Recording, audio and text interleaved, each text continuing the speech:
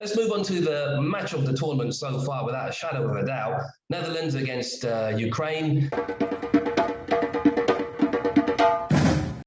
Hello and welcome to Gulf News Kicking Back, your favourite football talk show. I'm Imran Malik and I'm joined by my football mad colleagues, or are they just mad? Don't know.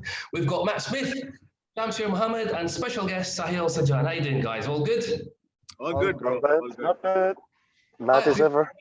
Before we start, a little update on Denmark's Christian Eriksen.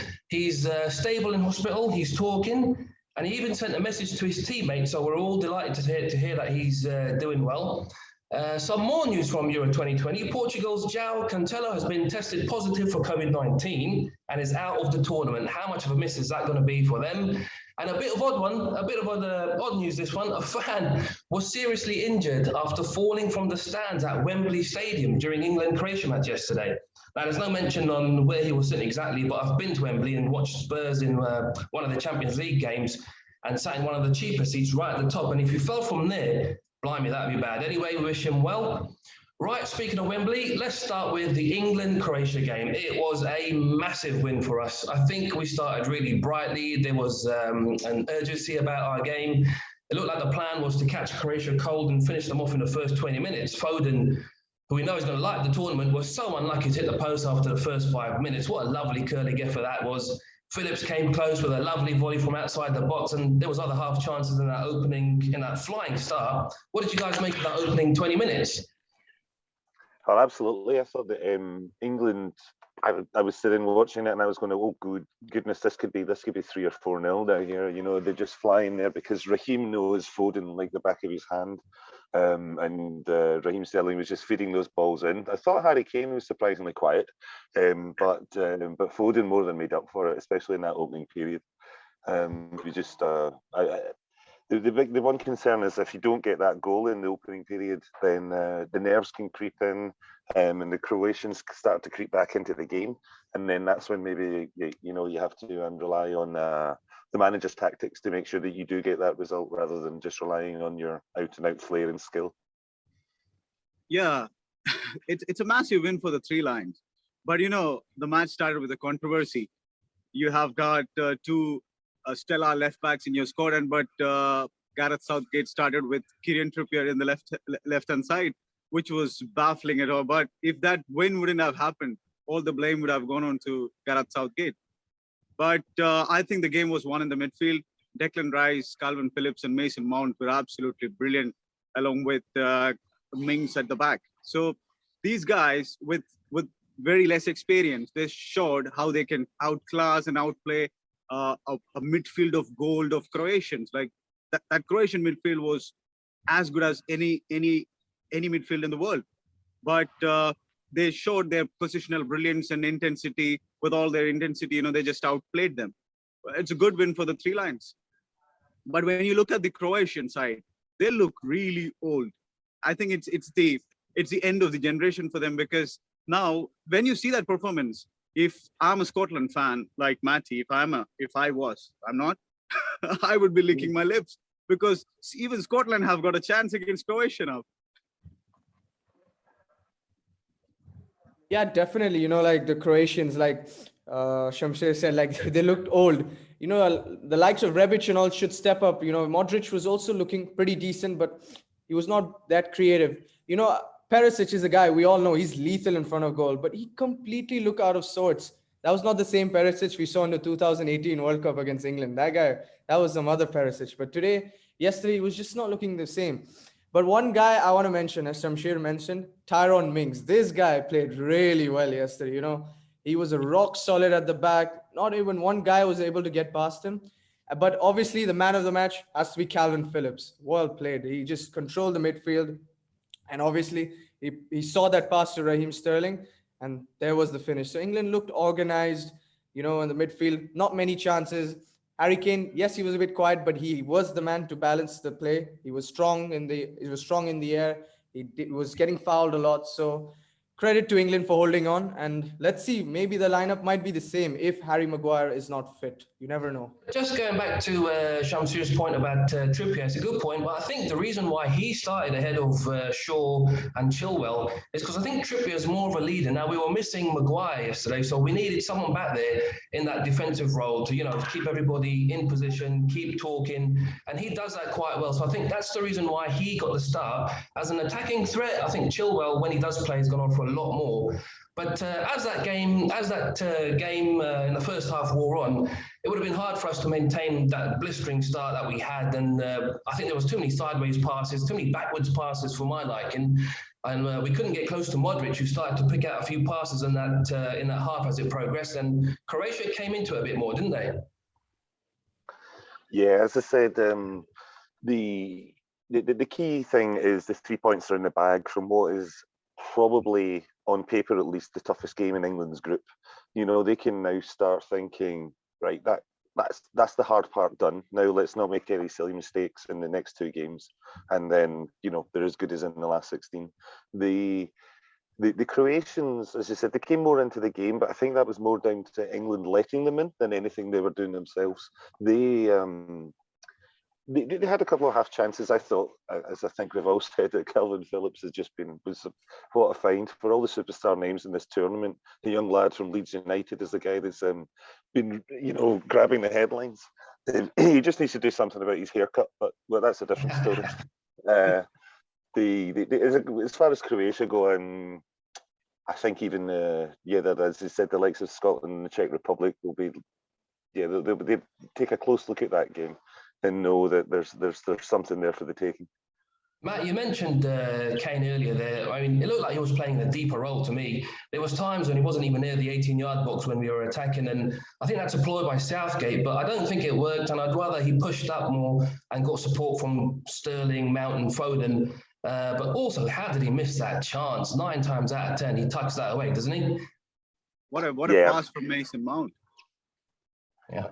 Yeah, it was great. It was a great through ball, but he just didn't have the greatest day. But as I said, there's 3 points still in the bag, and he does have a lot of help around him. Foden he'll score 2 or 3 wonder goals in this tournament. We know he will. Sterling's always good for a goal. Mason Mount's shown that he can do it for Chelsea. So the goals will come from everywhere.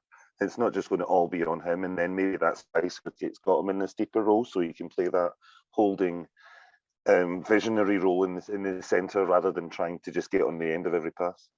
Speaking of the goal, the breakthrough came in the second half from Sterling. It was a really well worked goal. Phillips, as we mentioned, got the assist with a lovely pass. It was a side to his game that we haven't often seen for Leeds last season, but clearly he can dictate play a little too, rather than just be a midfield enforcer. What do you think? He was a box-to-box midfielder before getting into the hands of Bielsa. But then Bielsa made him a proper number 6. But yesterday for England, he played as a box-to-box midfielder where Rice was sitting back. And Rice did the job pretty well, which people won't talk about, because he was sniffing the crosses, he was sniffing the danger pretty brilliantly. But people don't often talk about that. But Calvin Phillips, he was able to roam forward, and you have seen how he picked that pass. It was brilliant. So, but, the greatest avenue for England was on the left-hand side. When Mason Mount and Raheem Sterling overloaded that left-hand side, it was the Croatian defense were finding it really difficult to tackle both these players.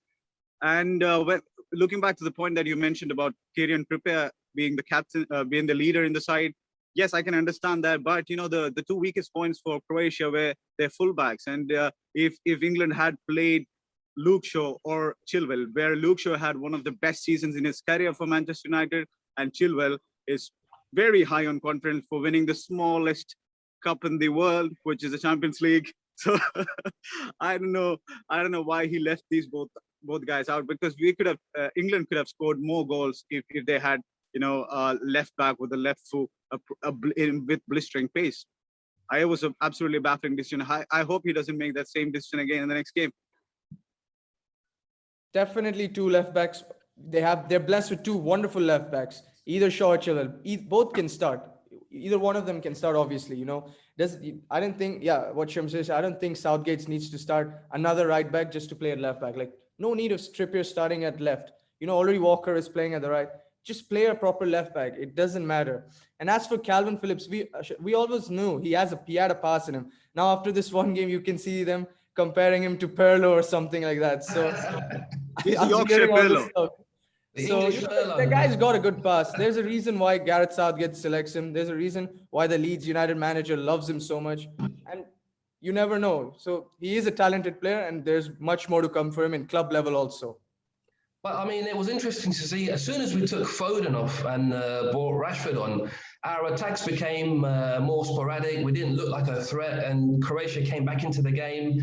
But they never really created a clear-cut chance, did they? Yeah, the game was coming down to that one goal, and I was, as I said, as the game wore on, it looked like that one goal was always going to be vital. Thankfully, they got it quite early in the second half, and so that kind of maybe settled those nerves, and that allowed Gareth Southgate to then maybe change things in ways so that, as you said, they couldn't keep up the pace. So maybe better to sit on that 1-0 lead, which is always a risky one, but it worked out. And obviously, they know there's a long way to go in this tournament. But Croatia didn't offer anything in attack. Croatia didn't offer anything in attack. That's why I'm telling for the Czech Republic and Scotland, they will be licking their lips seeing that performance from Croatia. But you have to give credit to one man who kept on going until the final whistle, which was Luka Modric. He was everywhere on the pitch, but he couldn't do less. He was really good, but there was a moment I remember there in that second half when Walker and Pickford left the ball to each other, and Croatia, I mean, they could have nipped in. That would have been a disaster if that had gone in. But you know what? I wouldn't have been surprised at all. Pickford, he's never filled me with any confidence. I watch him every week for my team Everton, and he's always making costly mistakes. And I've got a feeling there's going to be a costly error, possibly crucially towards the end of the tournament. But Imran, he's always done well for England. So let's give him the benefit of the doubt. For Everton, he has messed up a lot. For England, he's actually wonderful. So I think we have to give him the benefit of the doubt here. The goalkeeping process has been always there for England. So it's so Pickford is I don't know. We have seen him making howlers. We can every other week we have seen him making one howler or the other for Everton. So hopefully for the 3 lines he won't make it. Yeah, he just doesn't fill me with any confidence. So I'm just wondering how the back four feels when you've got a goalkeeper like that who's kind of hesitant, doesn't always come out when he wants to, comes out at the wrong times to get the ball. I mean, it can have a negative effect on the team. But anyway, in the end, it was vital that we started with a win. Otherwise, I think the pressure back home in the media would have built up, and that could have affected that young squad with some inexperience there. But thankfully, it's a win. It wasn't a great performance, but we got the result we needed and some payback for that 2018 World Cup semi-final loss. Yeah, I know which one you would have rather won, but the thing that is, Gareth Southgate would have taken that 1-0 win when he woke up on Sunday morning. That's, if my stats are correct, that was the first time England have ever won their opener at Euros as well. Yeah. I mean, 10 years, 5 draws and I think 4 defeats. So yeah. So any win at the tournament is obviously better than they've done previously. So they can only hope to build on that. Good start to the tournament. Yeah. Right, let's move on. That's enough about England. Let's talk about Austria and North Macedonia, a game where I'm not even sure too many people may have even bothered to watch this, but it was an enjoyable game. It wasn't a spectacle, but Austria broke the deadlock with a really lovely goal. Sabitza's glorious cross at the back post, and Lena volleyed home. It was a classy goal, wasn't it? Definitely. Credit to North Macedonia. I want to give credit to them. They scored their first ever goal in a major tournament, and that too by their legendary player Pandev. So, I'm happy for them, but obviously Austria had better quality. I was, stunned to see Marko Arnautovic sit in the bench. And then as you see, when he came on, he scored. You should have seen his celebration. He was just gone mad. Was it because he didn't start, or we don't know, but he was full on in the game. So, but credit to North Macedonia, they scored a goal, but let's be honest, Austria have better quality. Yeah, absolutely. I think that's fairly straightforward one in terms of that group. That North Macedonia are going to struggle because obviously we saw in the other game last night that the other two teams know how to score goals. So there's going to be it's going to be tough for them, but I know that they're going on what we saw last night, that they'll give as good as they get, and they'll just try the hardest, even if it's a level too high above them, shall we say. But it'll be good for entertainment. Speaking of Pandev, he's 37 years old. He was brought out of international retirement for the tournament to lead the team. I mean, we're not giving North Macedonia much hope at all, but it was a decent performance. They made Austria work hard for that win, didn't they? It's like a fairy tale story for them. Like it's another jewel in the crown of Goran Pandev. Like what you have mentioned, he came out of retirement to score the all-important goal in the playoff final, and now he has scored the only goal of their tournament so far. And it's a great achievement. It is going to be there. That memory is going to be there with him through the rest of his life, and also for all the North Macedonian fans. But credit has to be given to Austria because they kept on going. And I have to mention one tactical decision which actually made the big difference. David Alaba was playing as a sweeper, and we all expected him to play as a midfielder, but he was playing as a sweeper. As in the second half, when the coach moved him to the left-hand side, that was a change which made a huge difference because he was the one who brought the pass. You have seen that cross; it was absolutely brilliant. And also the two substitutions that the coach has made. He brought in Arnautovic and Grigovic, and these two guys have made the difference. Yeah, I mean, Alaba, he's joining Real Madrid from Bayern this summer. I mean, in the first half, he didn't look like he was enjoying the game playing at centre-back, but then we saw his quality when he whipped in that lovely cross for Grigoric. The thing about him, he's such a versatile player. He can play across several different positions, but when he's in that more advanced role, that's when we really see his quality. Absolute gold of a player. Real Madrid is getting someone of the quality of Alaba for free, which is absolutely brilliant. Superb deal. Superb from Real Madrid to get him. I think another player that caught my eye was Marcel Sabitzer, the LB Leipzig player. He's a very talented player, and definitely he might get a move away from Leipzig. I can see it. He's a very talented player. Yeah, I think there'll be plenty of suitors for his signature. He had a really good game. And yeah, we mentioned Arnautovic coming on. I mean, I think he's 32 now, 33. Probably, I think we'll be seeing him doing that coming off the bench role and having an impact. He did that yesterday. He was, before the move that he made to China, he was one of the brilliant strikers in the Premier League who was scoring goals for fun for West Ham. But then I don't know why he chose to move to China, obviously for the money reasons. But yeah, he still has got the quality. He still has got the quality, so you can see Austria can use him from the bench, and he's going to score goals. Yeah, he did the job. He came on and he ensured that 3 points by getting that late goal. So that was the job done as far as he's concerned. He was asked to do a job by the manager, and he came on and did it. And that's pretty much the way that he'll see it going forward. And if it works, and if it seems to be working so far for Austria, then I don't see them changing that. Yeah, he put the seal on the win. It was a decent performance from them, but yeah, credit, like we were saying, to North Macedonia for being quite plucky and hanging in there for as long as they did. Let's move on to the match of the tournament so far, without a shadow of a doubt. Netherlands against Ukraine. This one started in blistering fashion with Ukraine creating a chance inside, I think, the first minute, only then to be hit on the counter-attack by Netherlands when Depay rounded the ball from his own half and brought out a smart save from Bouchan in goal. It was an end-to-end start to the match, and it got better as it went along, didn't it? Yeah, absolutely. I mean, obviously, Netherlands weathered the early storm and then romped into a second half 2-goal lead with 2 quick goals from Wijnaldum and Weghorst. But Ukraine were not done there, and they were determined they were going to keep fighting, and they really had them on the ropes when they scored those 2 quick replies, and just with 10 minutes to go, only for Dumfries to come up with a late winner.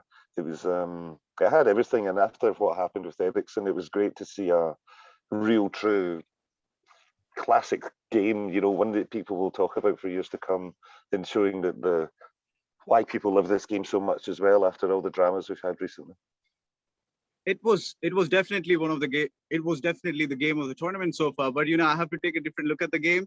For the neutrals, it was a brilliant game to watch. But if I'm Frank de Boer, I will be really, really worried, because it was like an end-to-end basketball game where the positional sense was absolutely everywhere on the pitch, because off ball structure of the Netherlands team was all over the place. And if I'm Deborah, I'd be really worried, because Ukraine was able to cut them in pieces with utmost ease. So if any big team comes and faces Netherlands, they'll be licking their lips and saying that, okay, this team under transition can be easily broken down. So and I have to give credit to Ukraine, who kept on going even after going 2 goals down. They showed bravery in attack, and they were keeping the balls. Malinowski's and Yarmolenko, the goal that Yarmolenko scored was absolute stunner. And credit to both teams for giving us that entertainment. But for Dutch fans, might not be really happiest scene. No, you're right. But I think there was one surprising positive last night. Well, for me anyway, was Wijnaldum. Now, I want to ask, at Liverpool, he played quite deep there at his time at Anfield and never really got on the ball too much. But last night, he was given the freedom to venture forward. And not only did he look really comfortable on the ball, he was setting up play, beating players. He looked like a totally different player to the one that we've grown used to seeing. And I think PSG will be really excited to have him on board if he continues to play like that. I mean, he's got the quality to do all of that, like Imran, what you said. He's got it. He's got a good pass in him. He can win the ball. He's physically very strong. So definitely, and he was there at the right time when the goalkeeper made a mistake. He was there, to score the goal. So good positioning by him. And he's the leader of now the Dutch team, as Van Dijk is not there. He's got to be the leader. And there's a reason why the Dutch team started with 3 centre backs. It's because Van Dijk isn't there. De Ligt is good, but they need help at the back. I was stunned to see not Ake play. Ake should have started, I felt. He's a good centre back. Yes, he's not played a lot this season, but he's better than the rest in their team. But yeah, the reason why, because Van Dijk isn't there, they have to play with 3 centre backs.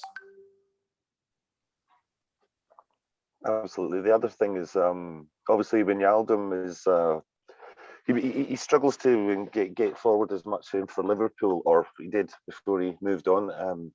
But that's basically down to the front line. It really just very rarely changes for Klopp and Liverpool, because you don't mix up the Sadio Mane and Firmino. These guys are just always going to be there.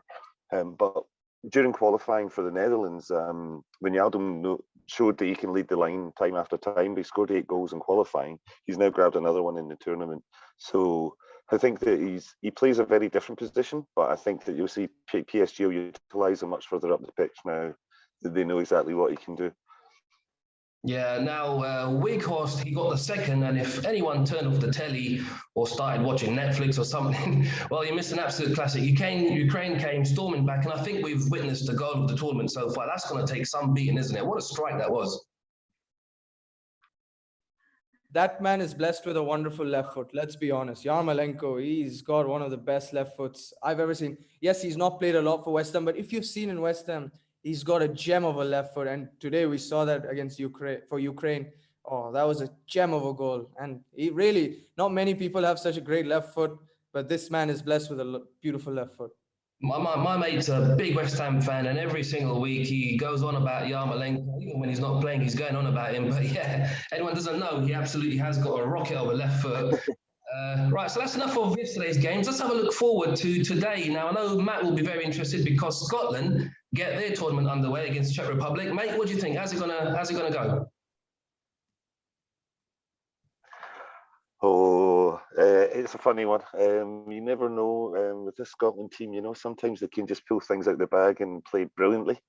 I think that they've got a much stronger squad than they've had in at least since '98 when they last played in the major tournament. It's how they come together, and if those classic Scottish nerves don't get too much of the best of them, I think that the one thing that goes in their advantage is they're playing a team that they know how to play. They've played them quite a few times recently. They've beaten them quite a few times recently, and they've got home advantage as well. So these things will all play. The fans are back, and the Scottish fans will be making a lot of noise up there, and so those things will give them an advantage on paper. But it depends on how those nerves settle in as to whether or not they can actually get a great start and get 3 points in the bag. I think a lot's going to be expected from the Premiership guys: McTominay, McGinn, Robertson, Tierney. If those four can perform, and when you look at the Czech, I mean, Souček stands out. But apart from that, I mean, what else do they offer in attack at least? Patrick Schick is a decent player, but not obviously not as a big name. But I think the Scotland should win. Let's be honest here. Yeah, and the other game is Poland against Slovakia. What do we think about that? How do you think that'll turn out? Lewandowski versus Slovakia. Sorry, joking.